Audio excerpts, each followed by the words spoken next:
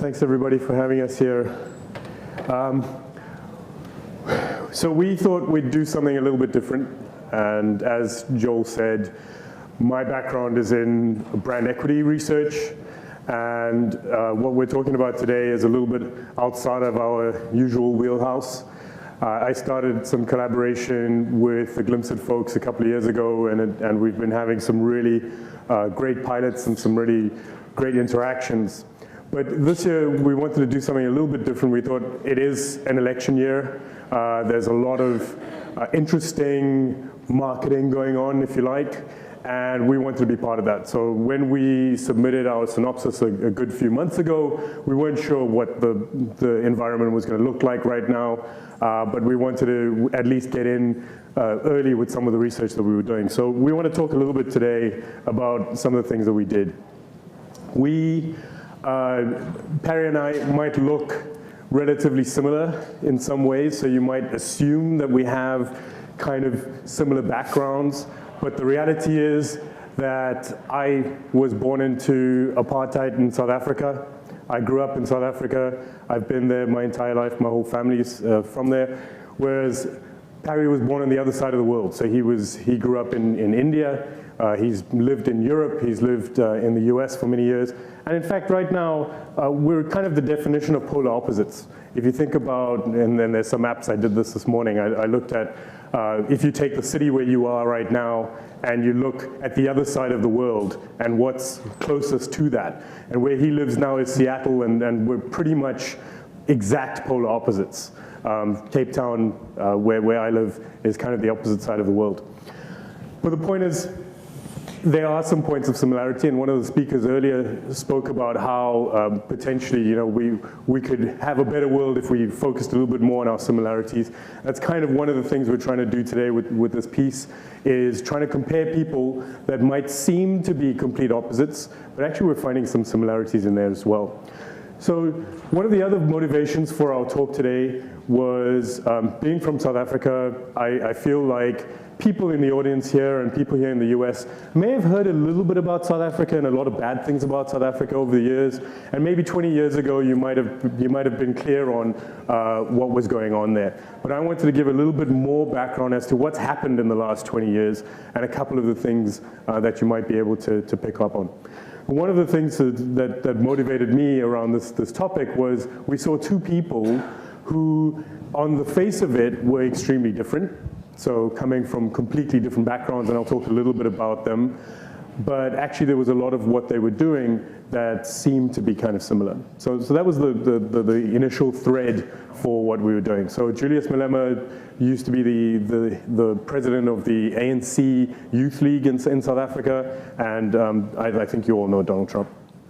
So despite many predictions to the contrary, we saw a lot of people 6 months ago, maybe a little bit longer ago, saying Trump's not going to get he's not going to win, he's not going to get the candidacy. We had a similar thing in South Africa with Malema. So a lot of people were saying he's not going to amount to much. When he was thrown out of the ANC, people thought he was going to disappear. And despite all of that, we actually saw some developments that we wanted to pick up on today. So for us, being at an innovation conference, one of the things we wanted to do was bring together multiple different data sources. So we felt like there was an opportunity for us to bring together huge amounts of different data points. So first of all, we looked at some traditional research. So we were looking at, and this is the kind of media stream that we're talking about here. So we looked at their adverts, some of the adverts, and how they were received. So what resonated with people and what kinds of things were coming out of the adverts. But then we wanted to add to that with social media insights. So we looked at social media, and I'll talk a little bit about what comes up around that. And then we used the Glimpse It approach, which I think some of you are familiar with, to try and understand a little bit more about the visual conversation that was happening. So what was going on in the background? Was there anything that we could bring out that would add to the story? So on the whole, we think we've got quite an interesting, compelling story that we put together for you guys. So starting with the adverts, we tested 5 of the different adverts that were coming from the candidates. At the time, we weren't sure who was going to, who was still going to be around. So we went kind of broad, and we took a couple of the adverts from Donald Trump. And one of the key motivations was that first advert that he put out there, and we thought it was really hard hitting. We really were interested to hear what kinds of reactions there might be from people. And it was interesting, the approach that we used here, there are 3 different dimensions. The first one is around novelty. So you probably can't read that, but the first one is about how novel or how surprising was this advert to you. And you can see that it hits around about the norms level. So it didn't particularly perform well, but it wasn't necessarily bad either. And when I compared it to the next one, which you can think of almost as a control, you can see that it's more novel than that one. So there were certain elements in the first advert that people thought, okay, this is a little bit different, but actually quite similarly affective. So that's about the emotion that it brought up. And then again, with the relevance, sort of similar as well. So that surprised me a little bit, because I thought that advert would really do a lot better on that particular technique, so with the traditional advertising testing technique. And then comparing those to some of the other ads, you can see that the Sanders ad in the middle, the America ad, very standard ad, but was trying to be a bit more emotive. It didn't really hit very high on the emotion level. It sort of hit about the same as those other 2. But the one that really did do well was the Love Trump's Hate ad, which was a longer ad, so potentially, we shouldn't be comparing them like for like here. But it was a longer ad, and it really used music, and it really tried to be quite emotive, and it succeeded. So it managed to get quite a high affective score in there. And then the Clinton ad, which really on the whole compared, as you can see, didn't do quite as well as the others. And that last bar on the chart is about relevance. And that's one that we want to really focus on. So we did some work last year which used a similar approach to this. And what we're really trying to do here is to unpack that relevance piece and just say, well, what can we do to make these ads more relevant?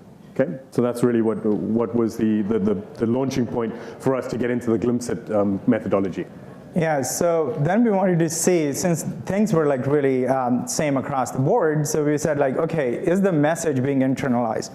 We know Donald Trump is doing really well, so what is the case? Is like, are people, recalling his ad? How's the ad recall? Or what is the message? And how does it work with people?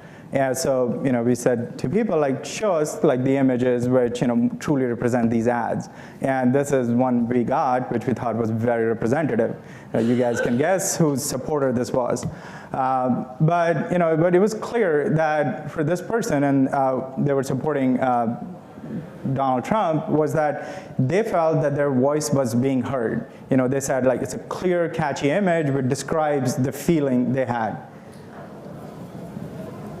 And this one was from a supporter of Senator Clinton. So as you could see, like for this particular audience across the board, the feeling was, hey, this is just run of the mill. This is, to put it charitably, a little boring, right? So there's nothing new, nothing unique. It's just same old, same old. So even though the message was there, they could not recall like what were the key points.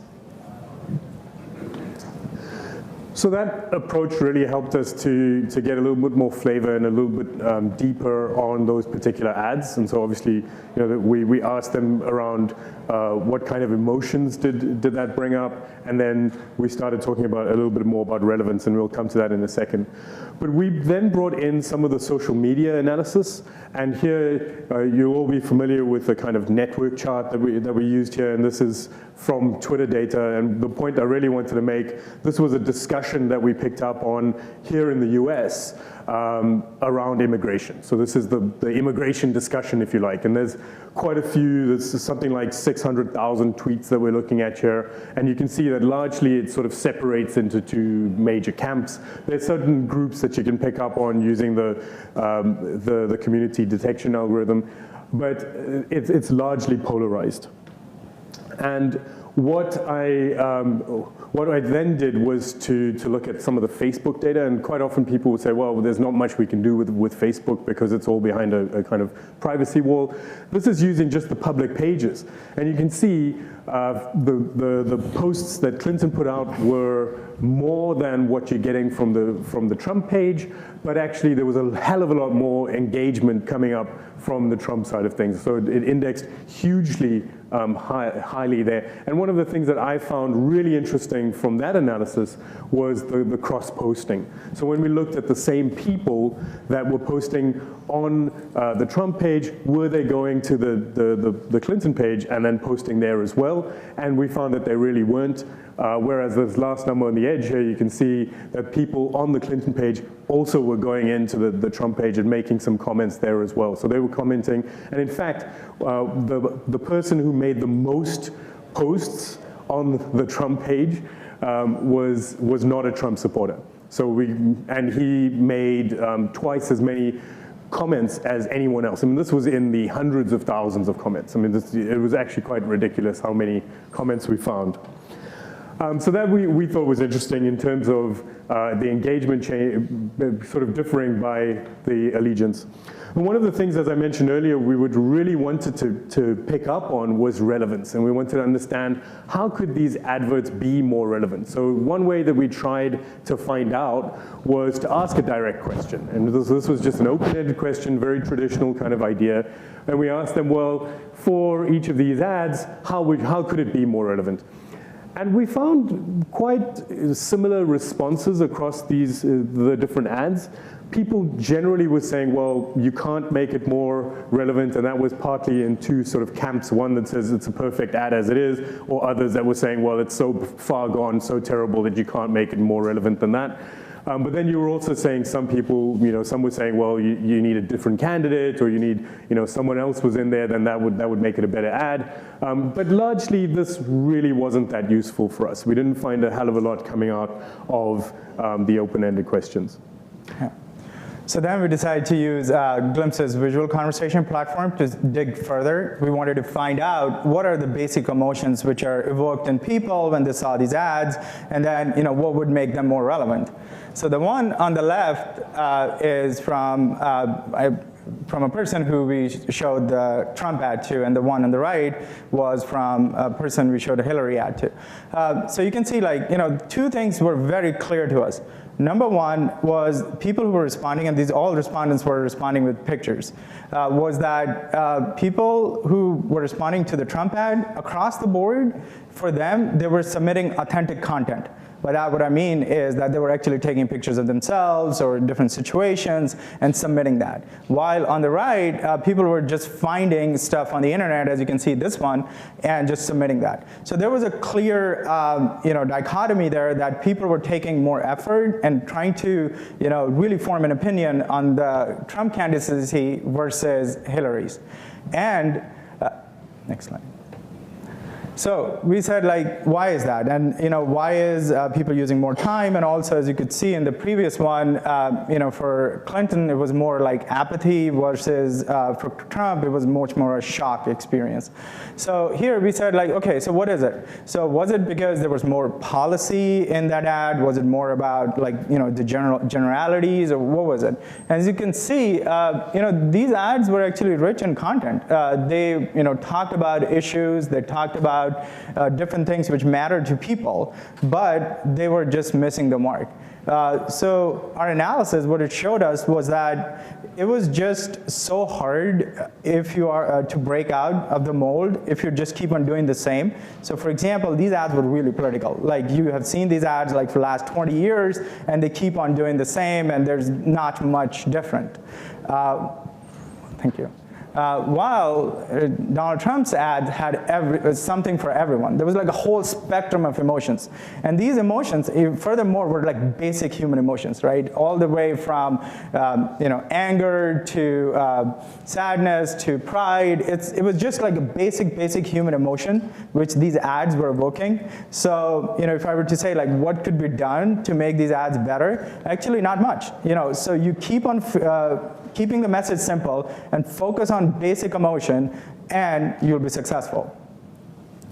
And that idea was what led us to the next piece of analysis, which was to think about those kinds of emotions that people are then conveying and in these discussions, and do those then spill over into the rest of the world. And one of the things that we wanted to talk about here was the fact that there aren't any boundaries around these conversations anymore. These things are all happening on social media, so people, if you're talking about immigration here, it's dominating a conversation on the other side of the world. So I showed you earlier a conversation map that was based on the US. This one is based on the whole world, and now we've got 3.5 million tweets that we're looking at here, but you can still see that the conversation here is a big part of that.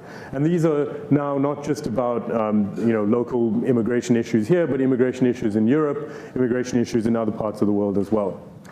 And that helps me to transition back into talking a little bit about South Africa. So, here on the other side of the world, as I mentioned at the start, you probably haven't heard a hell of a lot about South Africa over the last 20 some odd years. You might have heard that there were some democratic elections in 94. You might have heard about when Nelson Mandela was released, but probably not that much since then. One of the interesting things that happened over the last 20 some odd years is that the ANC, which is the main ruling party, got up to 70% of the vote. And that is a huge amount. And for me, I don't think that you can have a healthy democracy when you've got that much of the support going to one party. So for me, I find it interesting that their support is now declining. And talking a little bit about a new party up in the top right-hand corner there, that little sliver of red that's coming in, it's a party that started just a couple of months before the last election. It managed to pick up 7% of the total national vote in that election. And that's the party that was started by Julius Malema. So this is the guy that was kicked out of the ANC unceremoniously, and he stands for the everyman. He resonates really well at the bottom end of the scale at the moment. These people on the screen are actually members of parliament. This is a fight that's happening in parliament. Okay, in South Africa, and so they're all dressed in red because that's, they're positioning themselves as revolutionaries. They're dressed as mine workers. That's why they have helmets with them as well, and they've created a huge stir in the country. We're seeing in South Africa in the last year and a half, a return to protests. There's a lot more protesting that's going on than there was over the last 20 years or so. And if you think about it, from 94 up until now, with sort of 20 some odd years, we didn't really have anything to protest against. And now people are trying to find something. And at the moment, using social media, people are spreading the word around some of these different causes. So there was Cecil John Rhodes, who was a big figure in South Africa. They're trying to get rid of all of his statues and all of his influence. Fees must fall is students saying that they want to pay less at universities. And then Zuma must fall, which was a movement around our president. So the President Zuma, that they're trying to get him out because of corruption. So I've termed this everything must fall. We're in a position now where people are just using this kind of idea to just rebel against everything. And specifically around the government, they feel like they have permission now to criticize the government. And that's largely coming down to someone like Julius Malema putting a loudhailer to the everyman and really standing up there and saying, that there's that we should be railing against the government. I found that they're very similar in some of the ways. So Julius Malema was brought up by a single domestic worker and grew up in poverty, whereas obviously Trump is from the opposite side of the spectrum. We've got a revolutionary versus a conservative, but actually quite similar in a lot of ways. So they've both thrown people out of their media conferences in very unceremoniously. They've also advocated violence in some ways. Julius Malema's last major quote was about how we'll get something out of the government even by the barrel of a gun. And Trump, of course, talking about paying legal fees for some of the people in his protests. But if you look at their Twitter accounts, for example, you'll see a lot of the same kinds of things being said. They do operate very differently in terms of how they deal with people on the ground. So Malema tends to just retweet a whole lot of content, whereas Trump does spend a lot of time doing specific one-on-one kind of communication. He does end up thanking people quite a lot, but there is this urgency that seems to come through as always talking about today, about now, about what we will do. And I found that quite interesting in terms of their similarities. They're also, the circles on either side are quite self-referential, so they talk about themselves, about their own parties, about the people who are their supporters, and that's some of the highest mentions in terms of their Twitter feeds. Last thing I want to say about the two people that we're talking about here is that they have a very clear mission. And so Malema talks about economic freedom in our time. And you can imagine why that resonates with people that are living in poverty in a country like South Africa. And on the other side, again, a very clear call to action, I would say, to make America great again. So I think we're living in very interesting times. I actually didn't draw this. I found this online, which I thought was interesting that, other people have made the same kind of comparison. I think these two men will influence these two countries that we're talking about in one way or another over the next months and over the next years. But thank you very much for your attention.